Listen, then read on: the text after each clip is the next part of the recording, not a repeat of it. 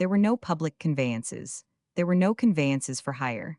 The traveler went on foot or in a bullock cart or on a horse which he bought for the purpose. As soon as he was out of his own little state or principality, he was among strangers. Nobody knew him, nobody took note of him, and from that time his movements could no longer be traced. He did not stop in towns or villages, but camped outside of them and sent his servants in to buy provisions. There were no habitations between villages. Whenever he was between villages, he was an easy prey, particularly as he usually traveled by night to avoid the heat. He was always being overtaken by strangers who offered him the protection of their company or asked for the protection of his, and these strangers were often thugs, as he presently found out to his cost. The landholders, the native police, the petty princes, the village officials, the customs officers were in many cases protectors and harborers of the thugs, and betrayed travelers to them for a share of the spoil. At first, this condition of things made it next to impossible for the government to catch the marauders. They were spirited away by these watchful friends. All through a vast continent, thus infested, helpless people of every caste and kind moved along the paths and trails in couples and groups silently by night, carrying the commerce of the country, treasure, jewels, money, and petty batches of silks, spices, and all manner of wares. It was a paradise for the thug. When the autumn opened, the thugs began to gather together by preconcert. Other people had to have interpreters at every turn, but not the thugs. They could talk together, no matter how far apart they were born, for they had a language of their own, and they had secret signs by which they knew each other for thugs, and they were always friends. Even their diversities of religion and caste were sunk in devotion to their calling, and the Moslem and the high caste and low caste Hindu were staunch and affectionate brothers in thuggery. When a gang had been assembled, they had religious worship and waited for an omen. They had definite notions about the omens. The cries of certain animals were good omens, the cries of certain other creatures were bad omens. A bad omen would stop proceedings and send the men home. The sword and the strangling cloth were sacred emblems. The thugs worshipped the sword at home before going out to the assembling place. The strangling cloth was worshipped at the place of assembly. The chiefs of most of the bands performed the religious ceremonies themselves, but the Keats delegated them to certain official stranglers' chores. The rites of the Keats were so holy that no one but the chore was allowed to touch the vessels and other things used in them. Thug methods exhibit a curious mixture of caution and the absence of it, cold business calculation and sudden, unreflecting impulse. But there were two details which were constant and not subject to caprice: patient persistence in following up the prey, and pitilessness when the time came to act. Caution was exhibited in the strength of the bands. They never felt comfortable and confident unless their strength exceeded that of any party of travelers they were likely to meet by four or fivefold. Yet it was never their purpose to attack openly, but only when the victims were off their guard. When they got hold of a party of travelers, they often moved along in their company several days, using all manner of arts to win their friendship and get their confidence. At last, when this was accomplished to their satisfaction, the real business began. A few thugs were privately detached and sent forward in the dark to select a good killing place and dig the graves. When the rest reached the spot, a halt was called for a rest or a smoke. The travelers were invited to sit. By signs, the chief appointed certain thugs to sit down in front of the travelers as if to wait upon them, others to sit down beside them and engage them in conversation, and certain expert stranglers to stand behind the travelers and be ready when the signal was given. The signal was usually some commonplace remark, like, "Bring the tobacco." Sometimes a considerable wait ensued after all the actors were in their places. The chief was biding his time, in order to make everything sure. Meantime, the talk droned on, dim figures moved about in the dull light, peace and tranquility reigned. The travelers resigned themselves to the pleasant reposefulness and comfort of the situation, unconscious of the death angels standing motionless at their backs. The time was ripe now, and the signal came. "Bring the tobacco." There was a mute, swift movement. All in the same instant the men at each victim's side seized his hands. The man in front seized his feet and pulled. The man at his back whipped the cloth around his neck and gave it a twist. The head sunk forward. The tragedy was over. The bodies were stripped and covered up in the graves, the spoil packed for transportation. Then the thugs gave pious thanks to Bowani and departed on further holy service. The report shows that the travelers moved in exceedingly small groups, twos, threes, fours as a rule. A party with a dozen in it was rare. The thugs themselves seem to have been the only people who moved in force. They went about in gangs of 10, 15, 25, 40, 60, 100, 150, 200, 250, and one gang of 310 is mentioned. Considering their numbers, their catch was not extraordinary. particularly when you consider that they were not in the least fastidious, but took anybody they could get, whether rich or poor, and sometimes even killed children. Now and then they killed women, but it was considered sinful to do it, and unlucky. The season was 6 or 8 months long. One season the half-dozen Bundelkhand and Gwalior gangs aggregate men, and they murder people. One season the Malwa and Khandesh gangs aggregate men, and they murder. One season the Khandesh and Berar gangs aggregate men, and they murder people. Here is the tally sheet of a gang of 60 thugs for a whole season, gang under two noted chiefs, Chodi and Sheikh Nungu from Gwalior. Left Pura in Jhansi, and on arrival at Sarora murdered a traveler. On nearly reaching Bhopal, met 3 Brahmins and murdered them. Crossed the Nirmada, at a village called Hutia, murdered a Hindu. Went through Aurangabad to Walagaon. There met a havildar of the barber caste in sepoys, native soldiers. In the evening came to Jokar, and in the morning killed them near the place where the treasure-bearers were killed the year before. Between Jokar and Dolia met a sepoy of the shepherd caste, killed him in the jungle. Passed through Dolia and lodged in a village. 2 miles beyond, on the road to Indore, met a Bairji beggar holy mendicant, murdered him at the Thapa. In the morning, beyond the Thapa, fell in with 3 Marwari travelers, murdered them. Near a village on the banks of the Tapti, met 4 travelers and killed them. Between Chupra and Doria met a Marwari, murdered him. At Doria met 3 Marwaris, took them 2 miles and murdered them. 2 miles further on, overtaken by 3 treasure-bearers, took them 2 miles and murdered them in the jungle. Came on to Kurgor Badisa in Indore, divided spoil and dispersed. A total of 27 men murdered on one expedition. Chodi, to save his neck, was informer and furnished these facts. Several things are noticeable about his resume. 1. Business brevity. 2. Absence of emotion. 3. Smallness of the parties encountered by the 60. 4. Variety in character and quality of the game captured. 5. Hindu and Mohammedan chiefs in business together for Bawani. 6. The sacred caste of the Brahmins not respected by either. 7. Nor yet the character of that mendicant, that Bairaji. A beggar is a holy creature, and some of the gangs spared him on that account, no matter how slack business might be.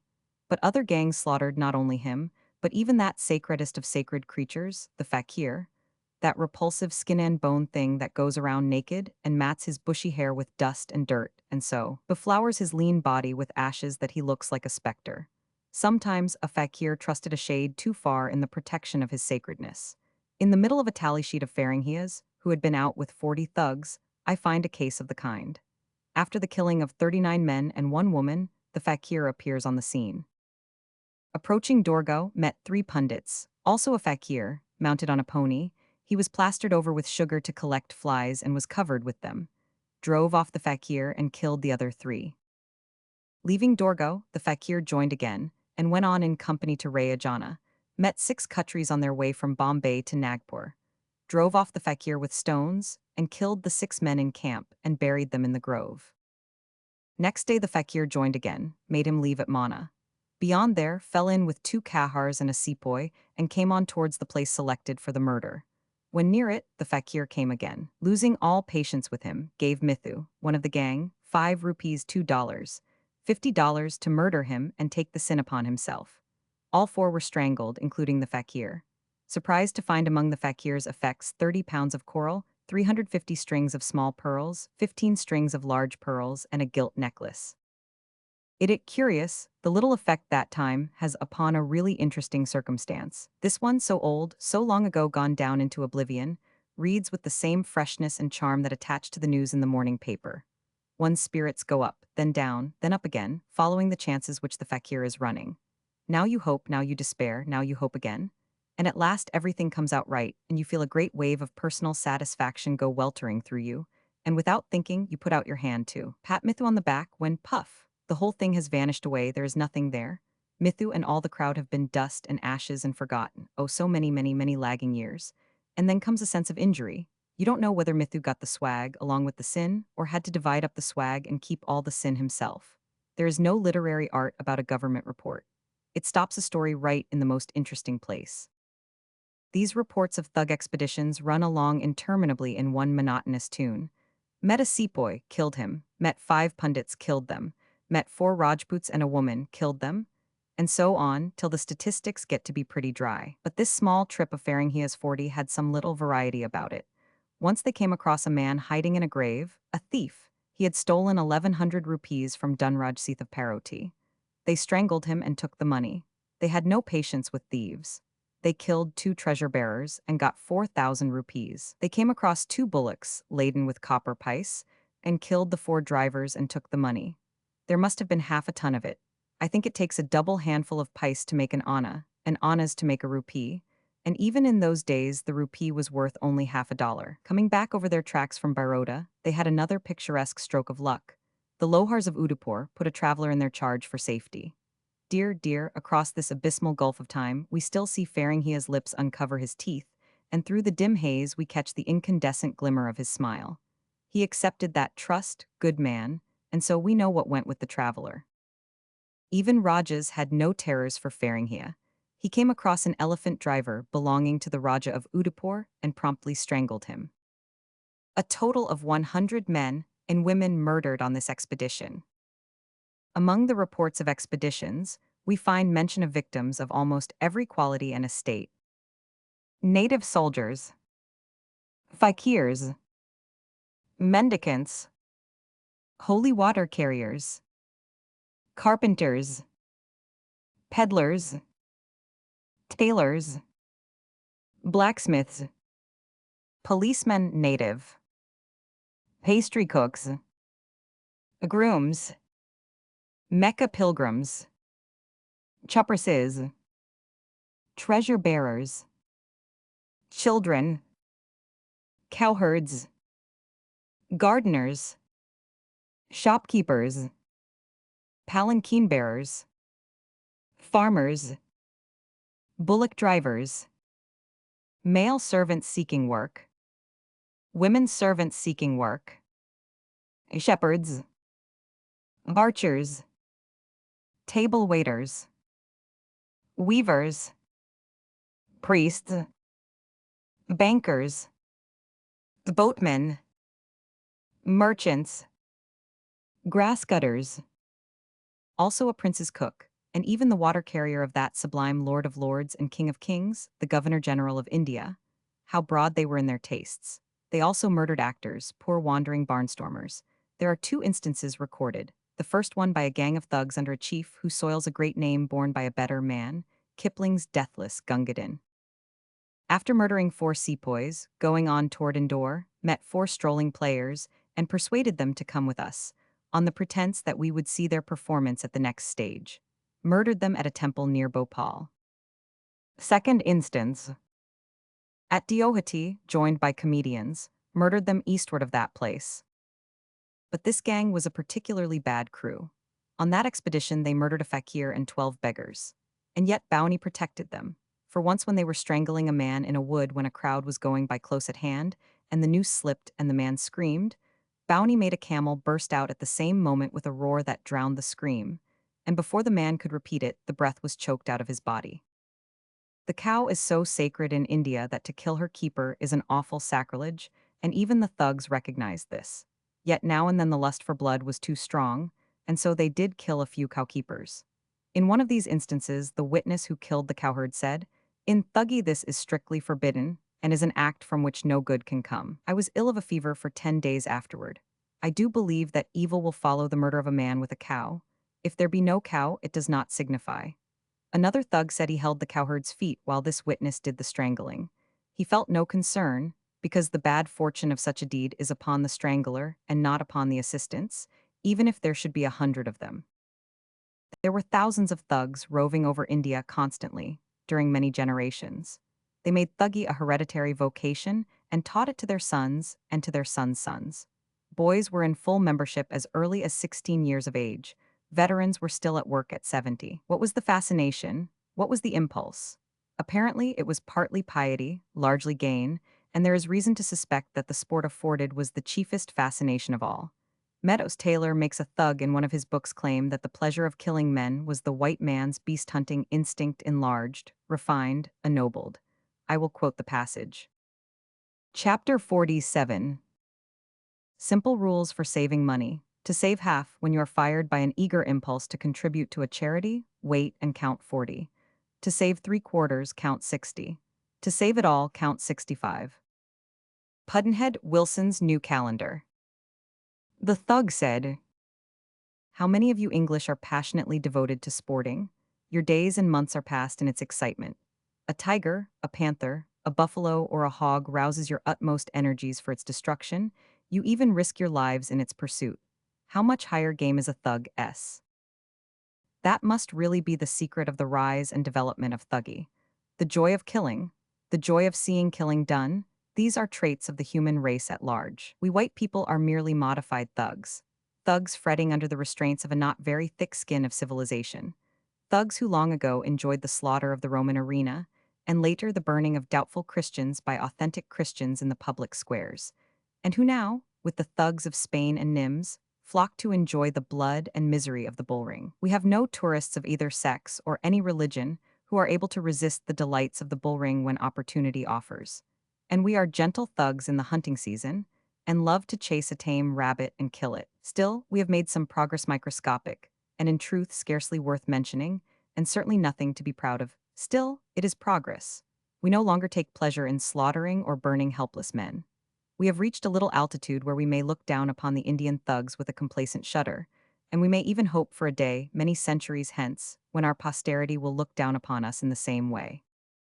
There are many indications that the thug often hunted men for the mere sport of it, that the fright and pain of the quarry were no more to him than are the fright and pain of the rabbit or the stag to us, and that he was no more ashamed of beguiling his game with deceits and abusing its trust than are we when we have imitated a wild animal's call, and shot it when it honored us with its confidence, and came to see what we wanted. Madura, son of Nihil, and I, Ramzem, set out from Kati in the cold weather and followed the high road for about 20 days in search of travelers, until we came to Selampur, where we met a very old man going to the east. We won his confidence in this manner. He carried a load which was too heavy for his old age. I said to him, "You are an old man, I will aid you in carrying your load, as you are from my part of the country." He said, "Very well, take me with you." So we took him with us to Selampur, where we slept that night. We woke him next morning before dawn and set out, and at the distance of 3 miles we seated him to rest while it was still very dark. Maidara was ready behind him and strangled him. He never spoke a word. He was about 60 or 70 years of age. Another gang fell in with a couple of barbers and persuaded them to come along in their company by promising them the job of shaving the whole crew, 30 thugs. At the place appointed for the murder, 15 got shaved and actually paid the barbers for their work, then killed them and took back the money. A gang of 42 thugs came across 2 Brahmins and a shopkeeper on the road, beguiled them into a grove, and got up a concert for their entertainment. While these poor fellows were listening to the music, the stranglers were standing behind them, and at the proper moment for dramatic effect, they applied the noose. The most devoted fisherman must have a bite at least as often as once a week, or his passion will cool, and he will put up his tackle. The tiger sportsman must find a tiger at least once a fortnight, or he will get tired and quit. The elephant hunter's enthusiasm will waste away little by little, and his zeal will perish at last if he plod around a month without finding a member of that noble family to assassinate. But when the lust in the hunter's heart is for the noblest of all quarries, man, how different is the case? And how watery and poor is the zeal, and how childish the endurance of those other hunters by comparison. Then neither hunger, nor thirst, nor fatigue, nor deferred hope, nor monotonous disappointment, nor leaden-footed lapse of time can conquer the hunter's patience or weaken the joy of his quest or cool the splendid rage of his desire. Of all the hunting passions that burn in the breast of man, there is none that can lift him superior to discouragements like these but the one, the royal sport, the supreme sport, whose quarry is his brother. By comparison, tiger hunting is a colorless poor thing, for all it has been so bragged about. Why, the thug was content to tramp patiently along, afoot in the wasting heat of India, week after week, at an average of 9 or 10 miles a day, if he might but hope to find game some time or other and refresh his longing soul with blood. Here is an instance. I, Ramzam, and Hyder set out for the purpose of strangling travelers from Gudapur, and proceeded via the fort of Jalalabad, Newalgunj, Bangarmo on the banks of the Ganges upwards of 100 miles, from whence we returned by another route. Still no travelers, till we reached Bowanigunj, where we fell in with a traveler, a boatman. We inveigled him and about 2 miles east of their hider strangled him as he stood, for he was troubled and afraid and would not sit. We then made a long journey, about 130 miles, and reached Hassanpur Bundwa, where at the tank we fell in with a traveler. He slept there that night. Next morning we followed him and tried to win his confidence. At the distance of 2 miles we endeavored to induce him to sit down, but he would not, having become aware of us. I attempted to strangle him as he walked along, but did not succeed. Both of us then fell upon him. He made a great outcry. "They are murdering me!" At length we strangled him and flung his body into a well. After this we returned to our homes, having been out a month and traveled about 260 miles. A total of 2 men murdered on the expedition. And here is another case related by the terrible Fuddy Khan, a man with a tremendous record, to be rementioned by and by. I, with 3 others, traveled for about 45 days a distance of about 200 miles in search of victims along the highway to Bundwa, and returned by Davidpur, another 200 miles, during which journey we had only one murder, which happened in this manner. 4 miles to the east of Naubestaghat, we fell in with a traveler, an old man. I, with Kaushal and Hyder, inveigled him and accompanied him that day within 3 miles of Rampur, where, after dark in a lonely place, we got him to sit down and rest. And while I kept him in talk, seated before him, Hyder behind strangled him. He made no resistance. Kaushal stabbed him under the arms and in the throat, and we flung the body into a running stream. We got about 4 or 5 rupees each, $2 or $2, $50. We then proceeded homewards, a total of 1 man murdered on this expedition. There, they tramped miles, were gone about 3 months, and harvested $2.50 apiece. But the mere pleasure of the hunt was sufficient. That was pay enough. They did no grumbling. Every now and then in this big book one comes across that pathetic remark, "We tried to get him to sit down, but he would not." It tells the whole story. Some accident had awakened the suspicion in him that these smooth friends who had been petting and coddling him, and making him feel so safe and so fortunate after his forlorn and lonely wanderings, were the dreaded thugs, and now their ghastly invitation to sit and rest had confirmed its truth. He knew there was no help for him, and that he was looking his last upon earthly things, but he would not sit. No, not that, it was too awful to think of. There are a number of instances which indicate that, when a man had once tasted the regal joys of man-hunting, he could not be content with the dull monotony of a crimeless life afterward. Example, from a thug's testimony. We passed through to Kurnaul, where we found a former thug named Junwa, an old comrade of ours, who had turned religious mendicant and become a disciple and holy. He came to us in the Sarai, and weeping with joy returned to his old trade. Neither wealth nor honors nor dignities could satisfy a reformed thug for long. He would throw them all away some day and go back to the lurid pleasures of hunting men and being hunted himself by the British. Ramzam was taken into a great native grandee's service and given authority over 5 villages. My authority extended over these people to summons them to my presence, to make them stand or sit. I dressed well, rode my pony, and had 2 sepoys, a scribe and a village guard to attend me. During 3 years I used to pay each village a monthly visit, and no one suspected that I was a thug. The chief man used to wait on me to transact business, and as I passed along, old and young made their salam to me. And yet during that very 3 years, he got leave of absence to attend a wedding, and instead went off on a thugging lark with 6 other thugs and hunted the highway for 15 days, with satisfactory results. Afterwards he held a great office under a Raja. There he had 10 miles of country under his command and a military guard of 15 men, with authority to call out 2,000 more upon occasion. But the British got on his track, and they crowded him so that he had to give himself up. See what a figure he was when he was gotten up for style and had all his things on. I was fully armed, a sword, shield, pistols, a matchlock musket, and a flint gun, for I was fond of being thus arrayed, and when so armed feared not though 40 men stood before me.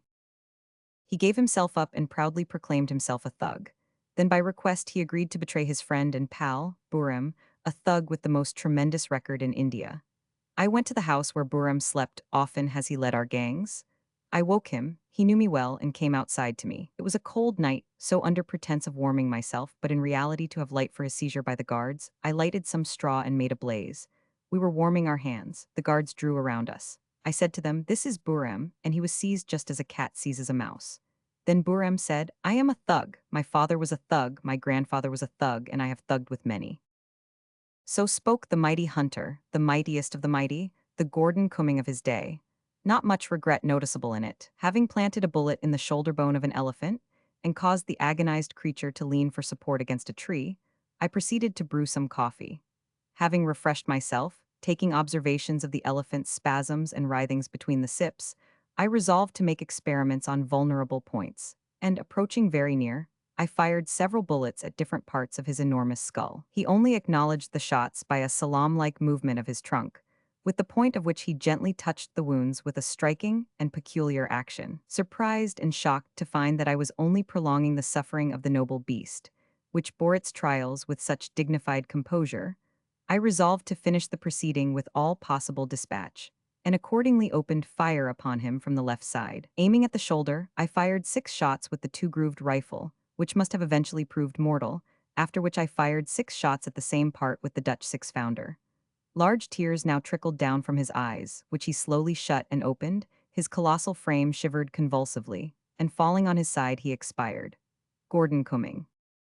So many times this official report leaves one's curiosity unsatisfied. For instance, here is a little paragraph out of the record of a certain band of 193 thugs, which has that defect. Fell in with Lal Singh Subadar and his family, consisting of 9 persons. Traveled with them 2 days, and the third put them all to death except the 2 children, little boys of 1.5 years old. There it stops. What did they do with those poor little fellows? What was their subsequent history? Did they purpose training them up as thugs? How could they take care of such little creatures on a march which stretched over several months? No one seems to have cared to ask any questions about the babies, but I do wish I knew. One would be apt to imagine that the thugs were utterly callous, utterly destitute of human feelings, heartless toward their own families as well as toward other people's, but this was not so. Like all other Indians, they had a passionate love for their kin. A shrewd British officer, who knew the Indian character, took that characteristic into account in laying his plans for the capture of Eugene Sue's famous Feringhea. He found out Feringhea's hiding place and sent a guard by night to seize him, but the squad was awkward and he got away. However, they got the rest of the family, the mother, wife, child, and brother, and brought them to the officer at Jubbulpore. The officer did not fret, but bided his time. I knew Feringhea would not go far while links so dear to him were in my hands. He was right. Feringhea knew all the danger he was running by staying in the neighborhood. Still, he could not tear himself away. The officer found that he divided his time between 5 villages where he had relatives and friends who could get news for him from his family in Jubbulpore jail, and that he never slept 2 consecutive nights in the same village. The officer traced out his several haunts, then pounced upon all the 5 villages on the one night and at the same hour, and got his man. Another example of family affection. A little while previously to the capture of Feringhea's family, the British officer had captured Feringhea's foster brother, leader of a gang of 10, and had tried the 11 and condemned them to be hanged. Feringhea's captured family arrived at the jail the day before the execution was to take place. The foster brother, Jerhu, entreated to be allowed to see the aged mother and the others. The prayer was granted, and this is what took place. It is the British officer who speaks. In the morning, just before going to the scaffold, the interview took place before me. He fell at the old woman's feet and begged that she would relieve him from the obligations of the milk with which she had nourished him from infancy, as he was about to die before he could fulfill any of them. She placed her hands on his head, and he knelt, and she said she forgave him all and bid him die like a man. If a capable artist should make a picture of it, it would be full of dignity and solemnity and pathos, and it could touch you. You would imagine it to be anything but what it was. There is reverence there, and tenderness and gratefulness and compassion and resignation and fortitude and self-respect, and no sense of disgrace, no thought of dishonor. Everything is there that goes to make a noble parting and give it a moving grace and beauty and dignity. And yet one of these people is a thug and the other a mother of thugs. The incongruities of our human nature seem to reach their limit here. I wish to make note of one curious thing while I think of it. One of the very commonest remarks to be found in this bewildering array of thug confessions is this: strangled him and threw him in a well. In one case they threw 16 into a well, and they had thrown others in the same well before. It makes a body thirsty to read about it. And there is another very curious thing. The bands of thugs had private graveyards. They did not like to kill and bury at random, here and there and everywhere. They preferred to wait and toll the victims along and get to one of their regular burying places, Beals, if they could. In the little kingdom of Oud, which was about half as big as Ireland and about as big as the state of Maine, they had 274 Beals. They were scattered along 1,400 miles of road, at an average of only 5 miles apart, and the British government traced out and located each and every one of them and set them down on the map. The Oud bands seldom went out of their own country, but they did a thriving business within its borders. So did outside bands who came in and helped. Some of the thug leaders of Oud were noted for their successful careers. Each of 4 of them confessed to above 300 murders, another to nearly 400. Our friend Ramzam to 604. He is the one who got leave of absence to attend a wedding and went thugging instead, and he is also the one who betrayed Buram to the British. But the biggest records of all were the murder lists of Fuddy Khan and Buram. Fuddy Khan's number is smaller than Ramzam's, but he is placed at the head because his average is the best in Oud thug history per year of service. His slaughter was 508 men in 20 years, and he was still a young man when the British stopped his industry. Buram's list was 931 murders, but it took him 40 years. His average was 1 man and nearly all of another man per month for 40 years, but Fuddy Khan's average was 2 men and a little of another man per month during his 20 years of usefulness. There is one very striking thing which I wish to call attention to. You have surmised from the listed callings, followed by the victims of the thugs, that nobody could travel the Indian roads unprotected and live to get through. That the thugs respected no quality, no vocation, no religion, nobody. That they killed every unarmed man that came in their way. That is wholly true, with one reservation. In all the long file of thug confessions, an English traveler is mentioned but once, and this is what the thug says of the circumstance. He was on his way from Mhow to Bombay. We studiously avoided him. He proceeded next morning with a number of travelers who had sought his protection, and they took the road to Baroda. We do not know who he was. He flits across the page of this rusty old book and disappears in the obscurity beyond. But he is an impressive figure, moving through that valley of death serene and unafraid, clothed in the might of the English name. We have now followed the big official book through, and we understand what Thuggee was, what a bloody terror it was, what a desolating scourge it was. In 1830, the English found this cancerous organization embedded in the vitals of the empire, doing its devastating work in secrecy, and assisted, protected, sheltered, and hidden by innumerable Confederates. Big and little native chiefs, customs officers, village officials, and native police, all ready to lie for it, and the mass of the people, through fear, persistently pretending to know nothing about its doings. And this condition of things had existed for generations and was formidable with the sanctions of age and old custom. If ever there was an unpromising task, if ever there was a hopeless task in the world, surely it was offered here, the task of conquering Thuggee. But that little handful of English officials in India set their sturdy and confident grip upon it and ripped it out, root and branch. How modest do Captain Vallancey's words sound now, when we read them again, knowing what we know. The day that sees this far-spread evil completely eradicated from India, and known only in name, will greatly tend to immortalize British rule in the East. It would be hard to word a claim more modestly than that for this most noble work. Chapter 48. Grief can take care of itself, but to get the full value of a joy, you must have somebody to divide it with. Pudd'nhead Wilson's New Calendar. We left Bombay for Allahabad by a night train. It is the custom of the country to avoid day travel when it can conveniently be done. But there is one trouble. While you can seemingly secure the 2 lower berths by making early application, there is no ticket as witness of it, and no other producible evidence in case your proprietorship shall chance to be challenged. The word engaged appears on the window, but it doesn't state who the compartment is engaged for. If your Satan and your Barney arrive before somebody else's servants, and spread the bedding on the 2 sofas and then stand guard till you come, all will be well. But if they step aside on an errand, they may find the beds promoted to the 2 shelves, and somebody else's demons standing guard over their master's beds, which in the meantime have been spread upon your sofas. You do not pay anything extra for your sleeping place. That is where the trouble lies. If you buy a fare ticket and fail to use it, there is room thus made available for someone else. But if the place were secured to you, it would remain vacant, and yet your ticket would secure you another place when you were presently ready to travel. However, no explanation of such a system can make it seem quite rational to a person who has been used to a more rational system. If our people had the arranging of it, We should charge extra for securing the place, and then the road would suffer no loss if the purchaser did not occupy it.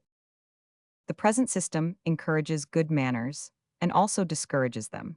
If a young girl has a lower berth and an elderly lady comes in, it is usual for the girl to offer her place to this late comer, and it is usual for the late comer to thank her courteously and take it. But the thing happens differently sometimes. When we were ready to leave Bombay, my daughter's satchels were holding possession of her berth, a lower one. At the last moment, a middle-aged American lady swarmed into the compartment, followed by native porters laden with her baggage. She was growling and snarling and scolding, and trying to make herself phenomenally disagreeable, and succeeding. Without a word, she hoisted the satchels into the hanging shelf and took possession of that lower berth. On one of our trips, Mr. Smythe and I got out at a station to walk up and down, and when we came back, Smythe's bed was in the hanging shelf, and an English cavalry officer was in bed on the sofa which he had lately been occupying. It was mean to be glad about it, but it is the way we are made. I could not have been gladder if it had been my enemy that had suffered this misfortune. We all like to see people in trouble, if it doesn't cost us anything. I was so happy over Mr. Smythe's chagrin that I couldn't go to sleep for thinking of it and enjoying it. I knew he supposed the officer had committed the robbery himself, whereas without a doubt, the officer's servant had done it without his knowledge.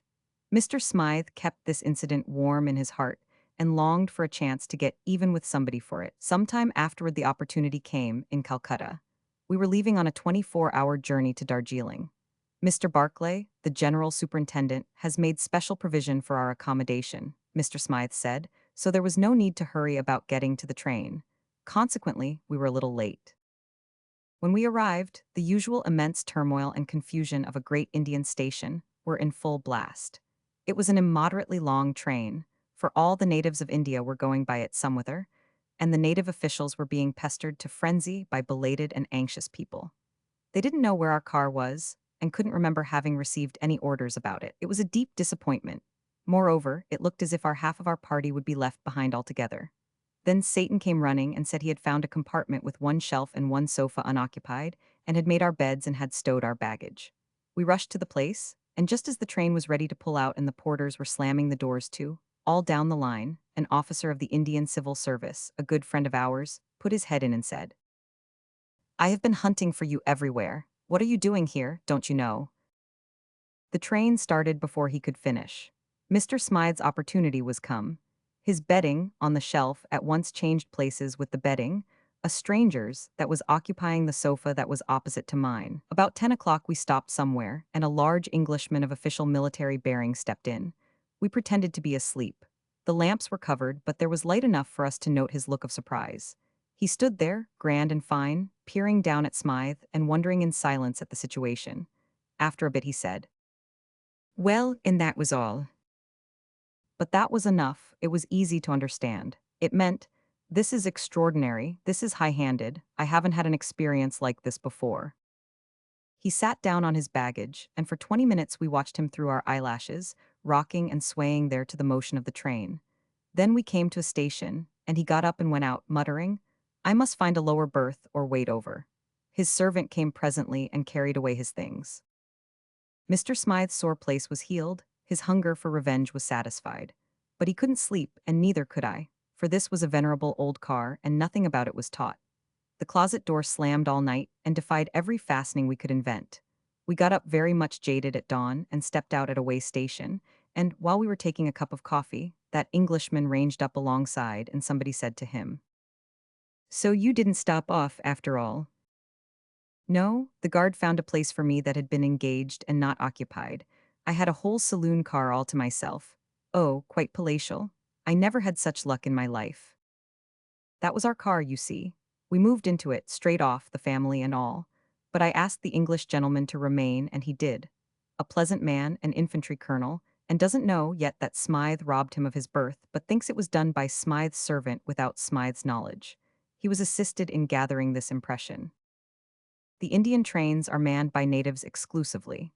The Indian stations, except very large and important ones, are manned entirely by natives, and so are the posts and telegraphs.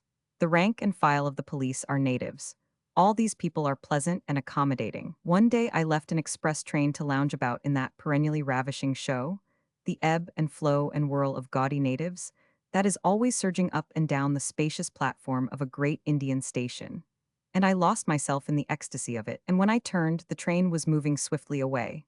I was going to sit down and wait for another train, as I would have done at home. I had no thought of any other course. But a native official, who had a green flag in his hand, saw me and said politely, "Don't you belong in the train, sir?" "Yes," I said. He waved his flag, and the train came back. And he put me aboard with as much ceremony as if I had been the general superintendent. They are kindly people, the natives. The face and the bearing that indicate a surly spirit and a bad heart seem to me to be so rare among Indians, so nearly non-existent, in fact, that I sometimes wondered if Thuggee wasn't a dream and not a reality. The bad hearts are there, but I believe that they are in a small, poor minority. One thing is sure, they are much the most interesting people in the world, and the nearest to being incomprehensible. At any rate, the hardest to account for. Their character and their history, their customs and their religion, confront you with riddles at every turn, riddles which are a trifle more perplexing after they are explained than they were before. You can get the facts of a custom, like caste and sati and thuggee and so on, and with the facts a theory which tries to explain but never quite does it to your satisfaction. You can never quite understand how so strange a thing could have been born, nor why. For instance, the sati, this is the explanation of it. A woman who throws away her life when her husband dies is instantly joined to him again, and is forever afterward happy with him in heaven. Her family will build a little monument to her, or a temple, and will hold her in honor, and, indeed, worship her memory always. They will themselves be held in honor by the public. The woman's self-sacrifice has conferred a noble and lasting distinction upon her posterity. And besides, see what she has escaped. If she had elected to live, she would be a disgraced person. She could not remarry, her family would despise her and disown her, she would be a friendless outcast and miserable all her days. Very well, you say, but the explanation is not complete yet. How did people come to drift into such a strange custom? What was the origin of the idea? Well, nobody knows. It was probably a revelation sent down by the gods. One more thing, why was such a cruel death chosen? Why wouldn't a gentle one have answered? Nobody knows. Maybe that was a revelation, too. No, you can never understand it. It all seems impossible. You resolve to believe that a widow never burnt herself willingly, but went to her death because she was afraid to defy public opinion. But you are not able to keep that position. History drives you from it. Major Sleeman has a convincing case in one of his books. In his government on the Nirmada, he made a brave attempt on the 28th of March, 1828, to put down Sati on his own hook and without warrant from the Supreme Government of India. He could not foresee that the government would put it down itself 8 months later. The only backing he had was a bold nature and a compassionate heart. He issued his proclamation abolishing the sati in his district. On the morning of Tuesday, note the day of the week, the 24th of the following November, Singh Upadhyaya, head of the most respectable and most extensive Brahmin family in the district, died, and presently came a deputation of his sons and grandsons to beg that his old widow might be allowed to burn herself upon his pyre. Sleeman threatened to enforce his order and punish severely any man who assisted, and he placed a police guard to see that no one did so. From the early morning, the old widow of 65 had been sitting on the bank of the sacred river by her dead, waiting through the long hours for the permission, and at last the refusal came instead. In one little sentence, Sleeman gives you a pathetic picture of this lonely old gray figure. All day and all night, she remained sitting by the edge of the water without eating or drinking. The next morning, the body of the husband was burned to ashes in a pit 8 feet square and 3 or 4 feet deep, in the view of several thousand spectators. Then the widow waded out to a bare rock in the river, and everybody went away but her sons and other relations. All day she sat there on her rock in the blazing sun without food or drink, and with no clothing but a sheet over her shoulders.